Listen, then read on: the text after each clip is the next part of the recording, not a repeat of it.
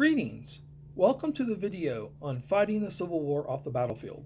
This video will cover diplomacy, finance, emancipation, and the Gettysburg Address.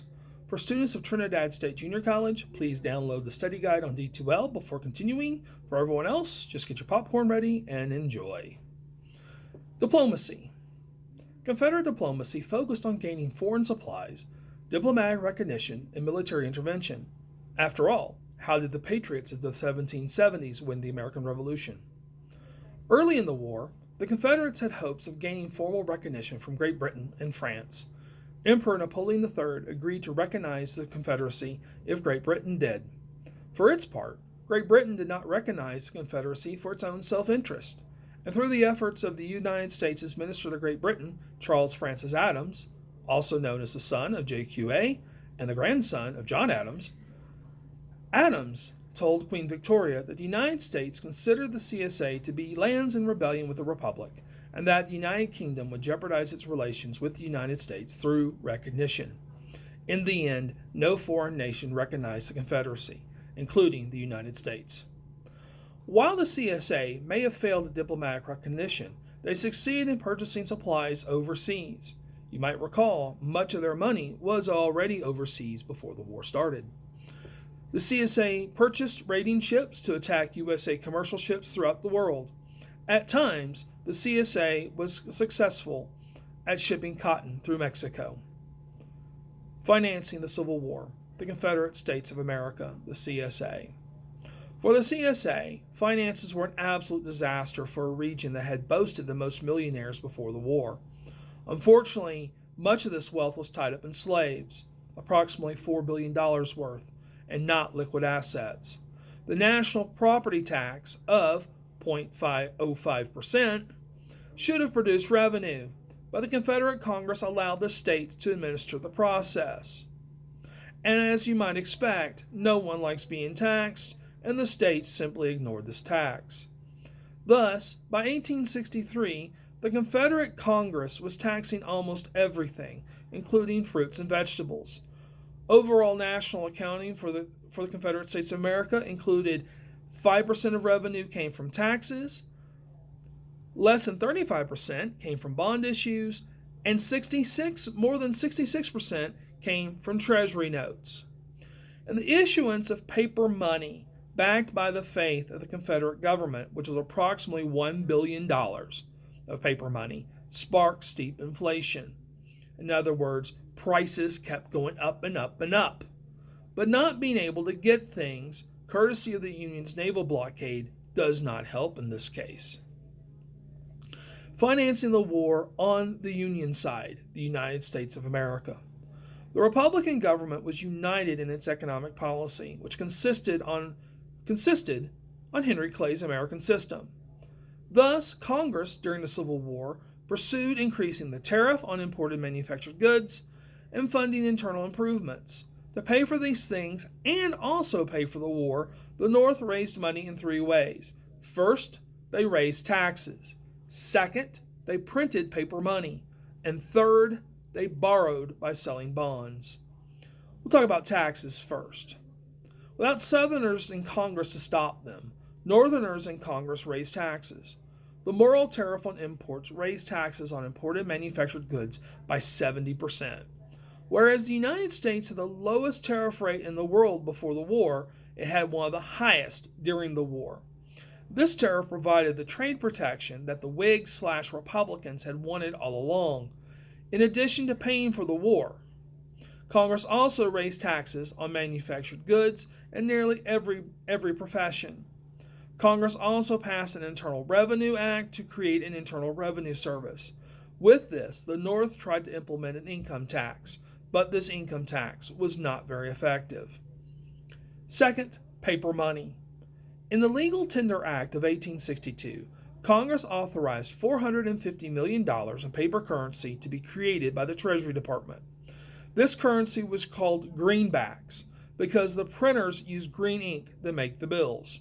These greenbacks were different from the banknotes of the past in that they were not redeemable in equivalent amount of gold and silver. Instead, these greenbacks were backed by trust in the USA government. By backing the greenbacks in this manner, rampant inflation, the rising of prices, did not occur in the North as it had in the South. Borrowing money in the United States. Government bond sales, loaning money to the government in hopes of getting a return on interest, generated $2 billion in revenue. War-related expenditures helped promote the capital, money, accumulation needed after the war. In fact, the fortunes of many late 19th century entrepreneurs were started in the Civil War. And by this, I'm talking about the fortunes of Jay Gould, the fortunes of Jay Cooke, the fortunes of Andrew Carnegie, and the fortunes of John D. Rockefeller. Emancipation. With a stroke of a pen, President Abraham Lincoln changed the purpose of the war for the North. Up to this point in 1862, Lincoln and Congress had maintained the position that they had wanted to restore the Union, but maintain slavery where it existed. Now, with one executive order, the war for the North will be about slavery as well as maintaining the Union. Up to this point, Lincoln doubted he could emancipate the slaves as long as he assumed the rebellious states remained in the Union, which he always did. Thus, the only possible solution for emancipation was military necessity. Slave labor bolstered the war effort, Northern morale needed a boost for a moral cause, and public opinion in the North supported emancipation. Let me clarify the first one. Slave labor bolstered the Confederate war effort, not the Union. Thus, it is a military necessity. In 1862, Lincoln finally got something he had asked for as a congressman in the 1840s, the emancipation of slaves in the District of Columbia and in the territories. Congress also passed the Second Confiscation Act that liberated slaves that were owned by anyone aiding the rebellion. In July 1862, Lincoln announced to his cabinet that he was considering issuing an Emancipation Proclamation to liberate the slaves of the enemy. He told them that he could do this because it was part of his war powers. At the time, Secretary of State William Seward asked him to wait for a federal victory before issuing the order, and on September 17, 1862, General George B. McClellan delivered that victory, if you want to call it that, at Antietam. Officially, the battle was a stalemate. On September 22nd, Lincoln announced that all slaves in the rebellious states would be free on January 1st, 1863. This is the Emancipation Proclamation. By delivering the proclamation, Lincoln said, quote, "I never in my life felt more certain that I was doing the right thing than I do in signing this piece of paper," unquote. Lincoln also asked blacks to abstain from violence and for free black men to join the military. No slaves behind Union lines were freed, meaning slaves in Missouri, Kentucky, West Virginia, Maryland, and Delaware were not freed. This has led historian Benjamin Quarles to quip, quote, "In a document proclaiming the victory, the unfree never bother to read the fine print," unquote. Significance. The issuance of the Emancipation Proclamation meant that for the North, the war was just more about preserving the Union. The war was about freeing the slaves. In other words, a Union victory meant that the status quo in the South would end and that the South would be transformed socially, economically, in reality. This did not happen, by the way, but you need to take U.S. History 2 or in Trinidad HIS 122 to find out why. At the end of the war, slavery was ended in the United States by the ratification of the 13th Amendment. Blacks in the U.S. military. The Union created an all-black military units that were led by white officers. By the end of the war, 180,000 blacks served in the U.S. colored troops. 38,000 of that 180,000 died. Possibly the most famous of these units was the 54th Massachusetts. Commanded by Colonel Robert Gould Shaw, the 54th Massachusetts assaulted Fort Wagner, South Carolina, on July 18, 1863. Fort Wagner guarded Charleston, South Carolina. Over half of the military maneuvers won acceptance in the North for both black soldiers and the 56 black soldiers and the idea of emancipation. If you want to know more about the 54th Massachusetts, watch the movie Glory that came out in 1989, featuring a now young Matthew Broderick, Morgan Freeman, and a young Denzel Washington. The Gettysburg Address. The North funded a military cemetery to commemorate the 51,000 soldiers killed or wounded at the three-day Battle of Gettysburg. The cemetery was dedicated on November 19, 1863, with an attendance of 15,000 people to a lengthy program.